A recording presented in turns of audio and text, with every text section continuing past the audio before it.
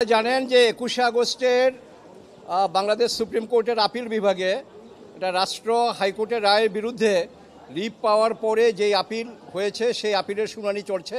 তো আজকে শেষ দিনের মতো রাষ্ট্রপক্ষ ডেপুটি অ্যাটর্নি জেনারেল ওনার আর্গুমেন্ট উনি শেষ করলেন এবং আমরা ডিফেন্স থেকে কোর্টের পারমিশন নিয়ে আমি প্রথম দাঁড়ালাম। আমার defence team mister Shishir Monir, barrister Kaiser Kamar, barrister Badruddoza Bazal and all my learned friends they were with me. আমাদের আর্গুমেন্ট আমরা শুরু করেছি। আমার যুক্তিতর্কের শুরুতে যেটা আমি কোর্টের নোটিশে আনার চেষ্টা করেছি সেটা হলো যে একটা ঘটনা নিয়ে দুটো মামলা কেন। একটা হলো আপনার 302 ধারায়, হ্যাঁ, মানুষ মারা গেছে, তার জন্য যথাযথভাবেই দণ্ডবিধির যেই ধারায় মামলা হয় সেখানে হয়েছে। আবার আরেকটা চার্জশিট আসছে আপনার এক্সপ্লোসিভ সাবস্টেন্স অ্যাক্টের 3 এবং 4 ধারায়, সেটা হলো যে আপনার ওই গ্রেনেড বিস্ফোরণের জন্য। এখন দুইটা মামলা চলে না, আর যদি দুইটা মামলা চালাইতেও হয় সেখানে আইন স্পষ্ট যে সাক্ষী নিতে হবে দুইটাতে আলাদা আলাদা করে। কিন্তু এই মামলায় আজকে আমরা মাননীয় আদালতে আমরা এটা দেখিয়েছি যে একটা মামলায় সাক্ষী নিয়ে ওই সাক্ষীটা আরেকটা মামলাতে হুবহুব তুলে দিয়েছে কার্বন কপি করে, যে এটা বিচারের নামে প্রহসন এবং এটা হতে পারে না। আমরা এটা মাননীয় আদালতের নজরে এনেছি এবং এটার সুবাদে আমাদের বাংলাদেশ সুপ্রিম কোর্টের, ইন্ডিয়ান সুপ্রিম কোর্টের, পাকিস্তান সুপ্রিম কোর্টের বিভিন্ন ডিসিশন আমরা বই আকারে মাননীয় বিচারক মহোদয় যারা আছেন, including hour honourable chief justice, আমরা এটা দাখিল করেছি। তো কেস অ্যাডজার্ন হয়েছে আগামীকালকে আবার সকাল 9টায়। আমরা আশা করছি যেটা আজকে মাননীয় প্রধান বিচারপতি মহোদয় বললেন যে 1 নম্বর আইটেমে থাকবে, আগামীকালকে আবার এটা শুরু হবে। এবং এই মামলায় আমরা শুধু যে সমস্ত আসামি এখানে থেকে আপিল করেছে তারাও না, এই যারা অনুপস্থিত ছিল এবং অনুপস্থিতি যাদেরকে সাজা দেওয়া হয়েছে, ইনক্লুডিং মিস্টার তারেক রহমান, আপনারা জানেন আমরা ওনার পক্ষ ইনশাল্লাহ আমরা যুক্তিতর্ক উপস্থাপন করব এবং এই মামলা হাইকোর্টের খালাসের যেই রায়, এই রায় বহাল থাকবে বলে আমরা আশাবাদী। এবং সেই খালাসের রায়ে হাইকোর্ট বিভাগ বলেছে যে যদিও তারেক রহমান সাহেব আপিল করতে পারেনি, কিন্তু এই জাজমেন্ট তার বেলায়ও প্রযোজ্য হবে এবং আমরা আশাবাদী ইনশাল্লাহ আমাদের সুপ্রিম কোর্টেও এটা বহাল থাকবে। সে আশা নিয়ে আগামীকাল সকালে আবার আমরা কোর্টের বারান্দায় দাঁড়াব। আমরা জানি না, আমরা চেষ্টা করব যেভাবে পারি। তবে আজকে মাননীয় প্রধান বিচারপতি মহোদয় বলেছেন কালকে প্রয়োজন বোধে পরশুও এটা কন্টিনিউ করতে পারে। ইয়েস, এটা হলো ফৌজদারি কার্যবিধির 364 ধারা অনুযায়ী এই স্টেটমেন্টটা রেকর্ড হয়। 164 ধারা মতে যেই জবানবন্দি, এই জবানবন্দিটা রেকর্ড হয়, প্রসিডিউরটা হলো 364 সিআরপিসি।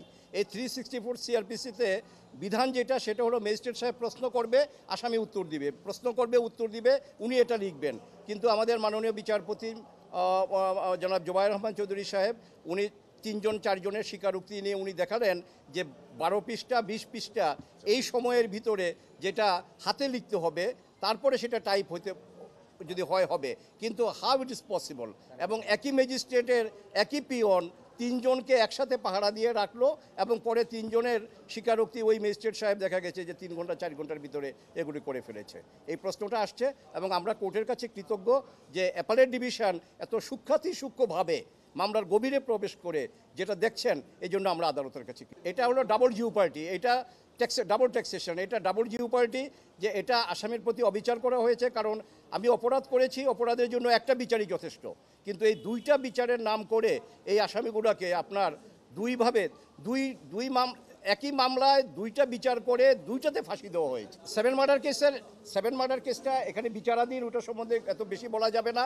তো 7 মার্ডার কেসে যেটা 4 জনের মার্ডারের জন্য একটা, 3 জনের মার্ডারের জন্য একটা, আমি লয়ার ছিলাম সেটার। এটা এখন আমরা শুনেন, না এটা কেউ বলতে পারে না, এটা আসুক, দেখা যাক কোর্ট কী রায় দেয়। তবে মামলা আপনার বিচার নিশ্চিত করাটা এটা রাষ্ট্রের দায়িত্ব।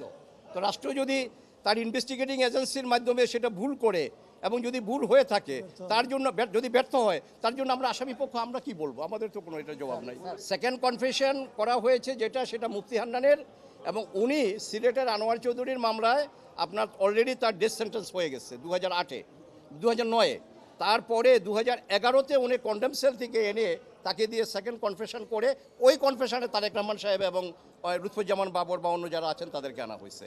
এবং আমরা বলছি যে একটা মামলায় একজন ফাঁসির দণ্ডপ্রাপ্ত আসামি তাকে সরাসরি কন্ডেম সেল থেকে ম্যাজিস্ট্রেটের কাছে নিয়ে গিয়ে যে কনফেশন রেকর্ড করা হয়েছে এই কনফেশন আইনত টিকতে পারে না। এবং ফাঁসির কার্যকর হলো এই মামলাটার 342 আগেই তার ফাঁসি কার্যকর করে ফেলেছে।